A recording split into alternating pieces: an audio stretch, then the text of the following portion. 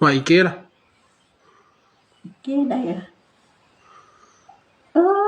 โอ้ยวันนี้เป็นวันสุดท้าย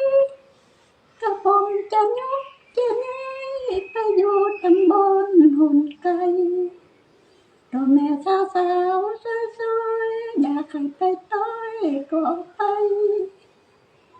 พี่รักน้องมานานแต่แม่ทุกความไม่เกิด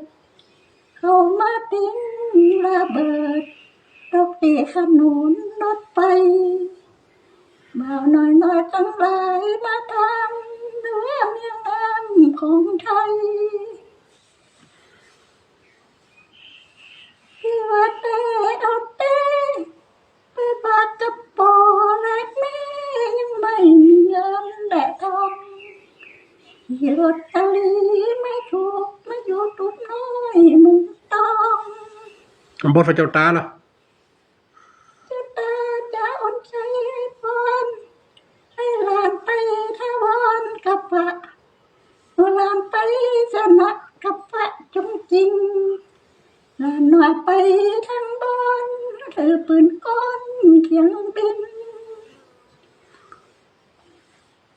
อันนี้จ้าตัวแม่อย่าหยุดไปเป็นตำรวจน้องจะอยู่กับใครตัวแม่ที่เขียวนกเล่จะอยู่ใต้แม่ของใครเป็นนางเอกอีเก้เก่าค่ะเก๋หมูเจ๊อะอองเนี่ยกะ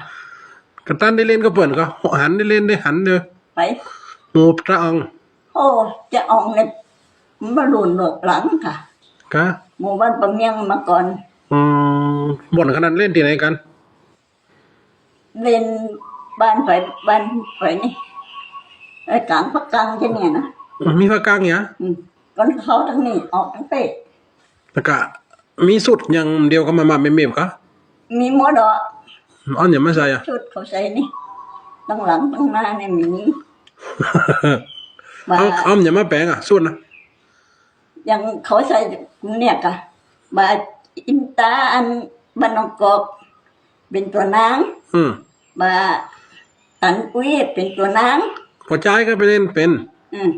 แล้วอันจะอองเป็นตัวปะพอใจทั้งนั้นมีไม่ยิงมีไม่ยิงกับพอใจนั่นน่ะขันจำยอถึงมีพอใจมีไม่ยิงจะตาเนี่ยเอานั่นม้วนกันหมดเป็นจะตาเล่ได้ก็เปิดอยู่แม่กันตั้นนี่ก็เปิดห่วมปันอยู่โอ้แม่ก็จะมาหมูอีนุกนิกเนี่ยกะนึกนี่มันใหญ่ละมันว่า78แล้วหมูอีนุกนิกอีต้อมเนี่ยกะนวลเนี่ยกะ